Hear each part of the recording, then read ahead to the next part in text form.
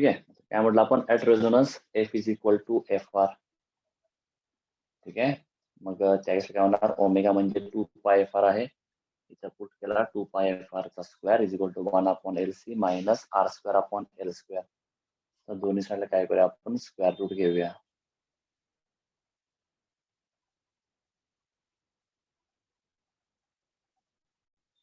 ठीक आहे. काय म्हणूयात आपण आता, taking square root on both sides. अक्षर समजून घ्या. ठीक आहे, त्यामुळे मुद्दाम बोलत आहे. अक्षर ज्याचं खराब ते चांगलं असतं. ठीक आहे, त्यामुळे अक्षराकडे इग्नोर करा. हा मिळेल काय, 2 pi F R is equal to याचा root 1 upon L C minus R square upon L square. Therefore आता एफ आर काय असणार, 1 upon 2 pi root of 1 upon L C minus R square upon L square. हा असेल काय म्हणणार आपण तर रेझोनंट फ्रिक्वेन्सी. ठीक आहे, ऑफ पॅरलल एसी सर्किट. कळलं इथपर्यंत सगळ्यांना? हा काय तुमचा तर एफ आर आहे, म्हणजे resonant frequency of parallel AC circuit. ठीक आहे. जर म्हटलं आपण आर खूप लहान आहे, R is much much small, तर लहान नंबरचा स्क्वेअर अजून लहान होईल. मग एकदम लहान नंबर डिवाइड बाय मोठा नंबर तो अजून लहान, म्हणजे ऑलमोस्ट निग्लिजिबल होईल. मग त्या केसला आपण म्हणू शकतो F R is equal to 1 upon 2 pi route L C.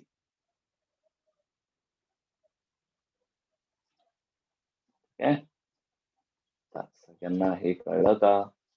हा आहे तुमचा काय म्हणतो आपण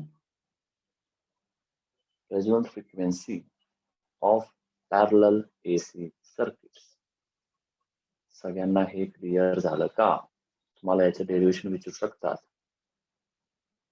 derive expression for resonant frequency in series RC circuit किंवा derive expression for resonant frequency in parallel RLC circuit. ठीक आहे, सगळ्यांना हे क्लिअर झालंय?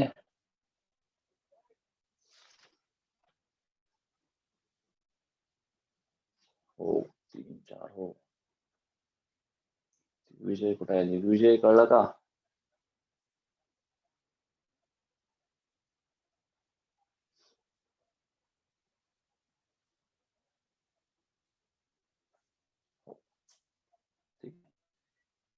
हा एक पार्ट होता. हा फॉर्म्युला तुम्हाला नेहमी लक्षात ठेवायचा आहे.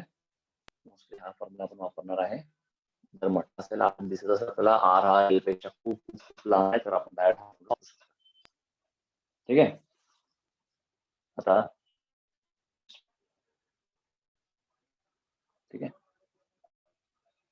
नेक्स्ट पार्ट काय बघा यामध्ये. ठीक आहे, डायनॅमिक इम्पेडन्स. ठीक आहे, ऍट रेझोनन्स,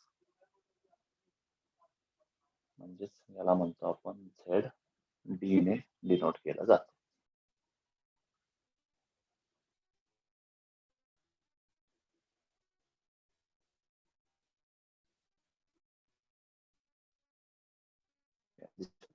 आवाज होतोय का?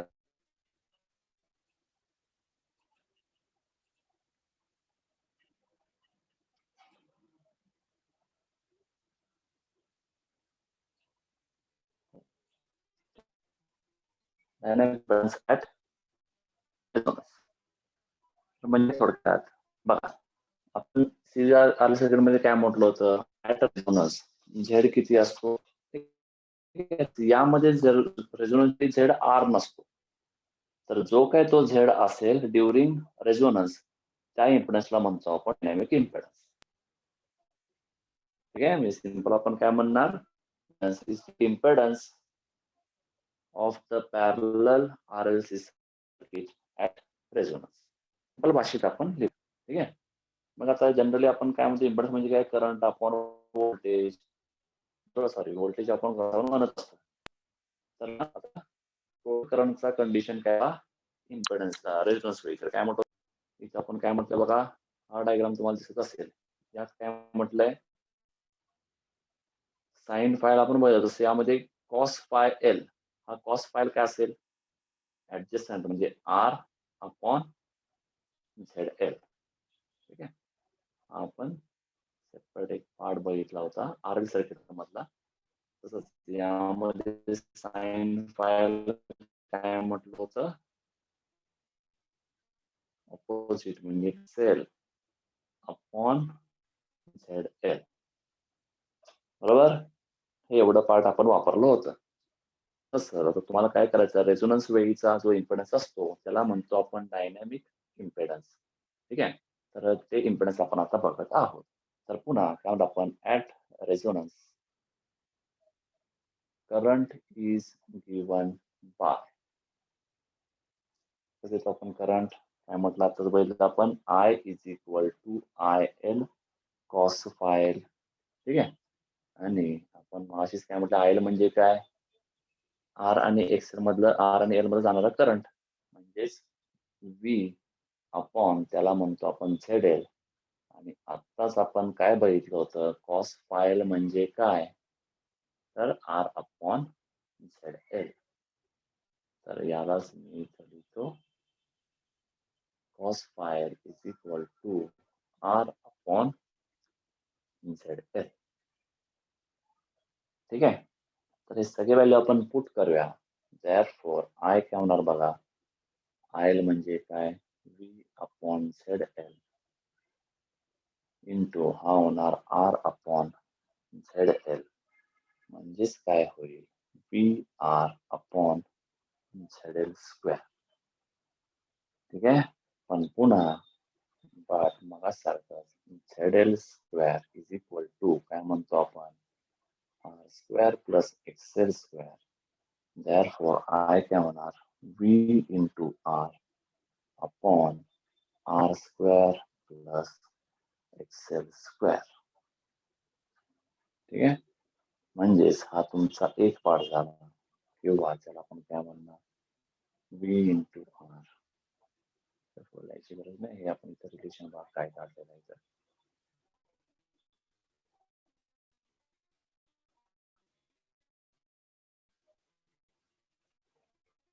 R square plus X L square equal to इथं आपल्याला एल असं म्हणूया V R upon X L म्हणजेच omega square L square. R plus omega square L square काय म्हटलंय बाय सी. म्हणजे म्हणणार is equal to V R upon हा म्हणजे काय झाला एल बाय सी. म्हणजे त्याला असं काय असं म्हणतील V R C upon L असेल तुमचा आय किंवा काय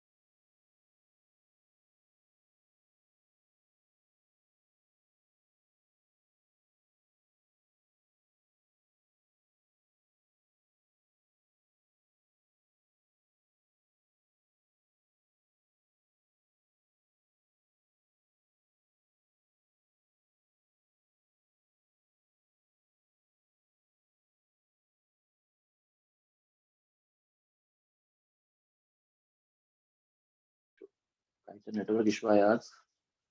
दिसत आहे का? आवाज येतोय का?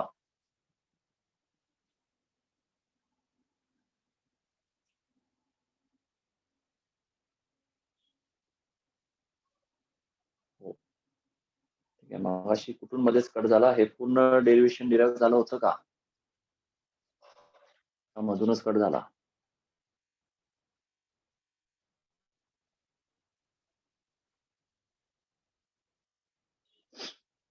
जेपी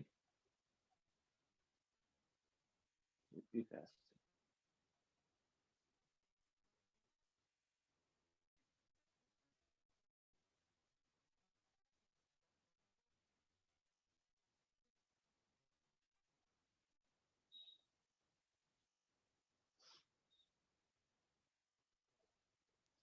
अरे झालं नाही कट, अजून चालू आहे मला वाटतं.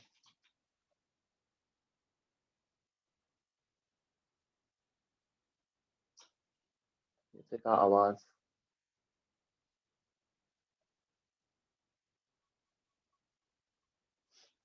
हो. लास्ट आयचा चाललेला. ठीक आहे. हा पार्ट कळला का? आहे इथे काय म्हटलं आपण? इथपर्यंत असेल, आपण मला माहित नाही कुठपर्यंत तुम्ही बघितलं होतं. मी आपला फ्लो मध्ये गेलो होतो, अचानक बघतोय तर बंद झालं. ठीक आहे. तर आय म्हणजे काय म्हटलं आपण इथे? एवढा मिळाला B R upon Z square. पण झेड स्क्वेअर म्हणजेच काय? तर R square plus X L square. ठीक आहे. तर ते आपण इथं पुट केलं, मिळाला इथं असा. एक्सेल म्हणजेच ओमेगा एल, म्हणजे ओमेगा स्क्वेअर एल स्क्वेअर झाला. तर आपण इथे काय बघितलं होतं? R square plus omega L square म्हणजेच होता एल बाय सी. ठीक आहे. तर ते मी आता इथं पुट करतोय. म्हणजे हा काय मिळेल? L by C. मग सी वरती आला होणार V R C upon L. किंवा त्याला in terms of voltage upon resistance लिहायचं म्हटलं तर मिळाले ना कसं? I is equal to V upon L R C.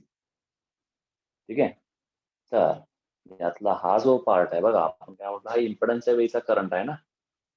Current म्हणजे व्होल्टेज अपॉन रेजिस्टन्स, म्हणजे हा एक इम्पेडन्स काहीतरी आहे. तर हा जो आहे एल अपॉन आर सी, याला म्हणतो आपण झेड डी, म्हणजेच डायनॅमिक इम्पेडन्स. आहे. कारण हा मीन्स कारण आपण व्होल्टेज अपॉन इम्पेडन्स, याला म्हणूया आपण व्ही अपॉन झेड डी. या रेझोनन्स वेळेचा करंट आहे. रेझोनन्स वेळी करंट म्हणजे काय? रेझोनन्स वेळेचा व्होल्टेज डिवाइड बाय रेझोनन्स वेळेचा इम्पेडन्स.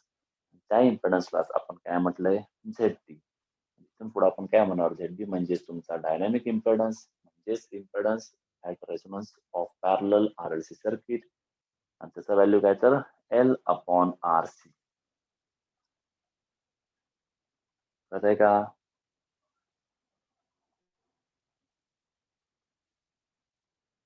इथपर्यंत सगळ्यांना कळलं का?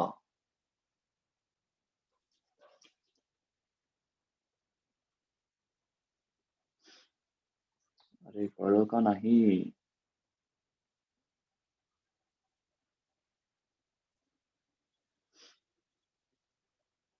अरे बोला. आवाज येतोय ना माझा?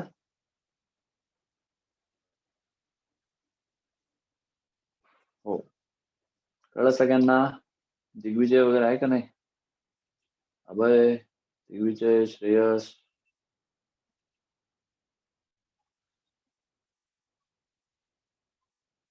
सगळ्यांना हे कळलं का? याच्यावर तुम्हाला एक्झाम्पल्स असतात म्हणून हे डेरिव्हेशन सांगत आहे.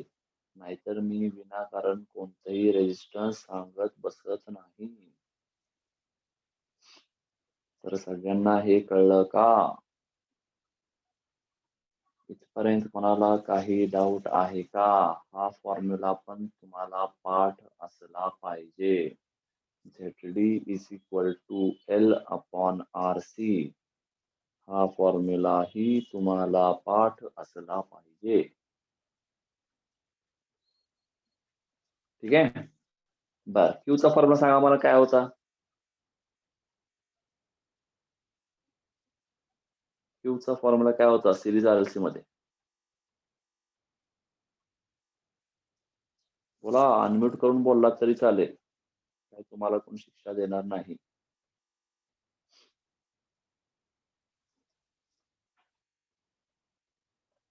अरे बोला. किती वाजले? 8:56.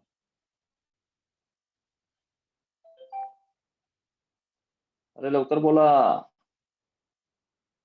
1/r √L/c. बरोबर. हुशार आहे सानिका, गुड.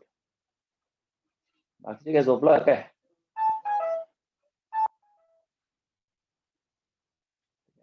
क्यू फॅक्टर काय असतो? क्यू फॅक्टरचा फॉर्म्युला आपण काय म्हणतो? Q is equal to 1/r √L/c. ठीक आहे. हा जसा सिरीज मध्ये होता तसाच यामध्ये पण आहे. बँडविड्थचा प्रोपोर्शनल काय, बँडविड्थचा फॉर्म्युला काय असतो?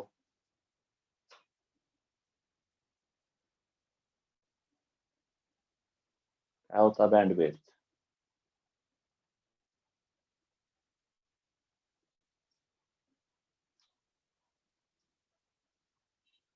बरोबर, good Sanika. Bandwidth is equal to FR/Q. झालं. ठीक आहे. बरं, मला सांगा रेझोनंट फ्रिक्वेन्सीला पॅरलल सर्किट मध्ये करंट मिनिमम असेल का मॅक्झिमम असेल?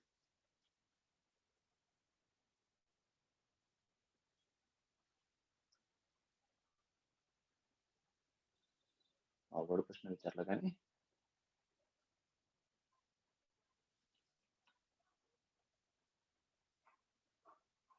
During resonance in parallel AC circuit, current will be minimum or maximum?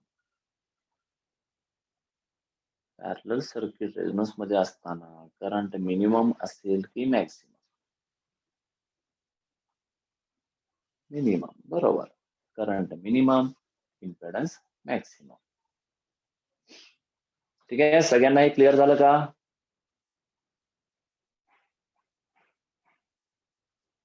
हो, ठीक आहे. कदाचित आजचं रेकॉर्डिंग नीट होणार नाही असं मला वाटतंय आणि म्हणजे 3-4 वेळा कट झालं होतं. बघूया, जेवढं होईल तेवढं तसं मी अपलोड करेनच. पण हे पार्ट सगळ्यांना कळलं असेल अशी अपेक्षा आहे. तर उद्या आपण काय बघणार आहोत याच्यावर एक्झाम्पल्स बघणार आहोत. मग आपला पॅरलल सर्किटचा पार्ट संपेल. शक्यतो शनिवार रविवार 2 दिवसात संपवायचा माझा विचार आहे. टाइम तुम्हाला उद्याच कळेल. कॉलेज काय नाही ना उद्या? कॉलेज आहे का उद्या?